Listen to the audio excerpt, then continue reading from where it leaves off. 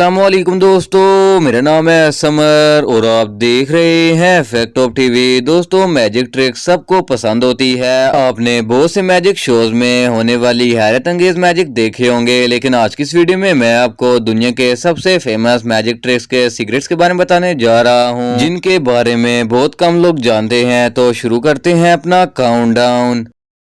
Salt magic. दोस्तों, ये magic trick एक मैजिशियन ने अमेरिकन गॉट टैलेंट में परफॉर्म की थी और इस ट्रिक ने सबको हैरान कर दिया था। नमक को अपने हाथों से गायब करना वाकई में ताज्जुब की बात है, लेकिन एक्सपर्ट मैजिशियन के लिए ये कोई बड़ी बात नहीं है। सबसे पहले मैजिशियन नमकदानी उठाकर नमक को अपनी मुट्ठी में डालता है। इसके लिए आपको सिर्फ एक फेक फिंगर चाहिए होगी। ये प्लास्टिक फिंगर इस मैजिशियन के लेफ्ट हैंड के अंगूठे में थी। इसने मुट्ठी में इसी फेक फिंगर में नमक भरा और ये फिंगर दूसरे हाथ के अंगूठे में पहन ली और बड़ी तेजी से दूसरे हाथ से नमक निकाल दिया। अगर आप भी इस ट्रिक की घर पर प्रैक्टिस करेंगे तो आप भी इसे किसी लाइव शो में परफॉर्म कर सकते हैं। आपको सिर्फ ऑडियंस का ध्यान बटाना होगा।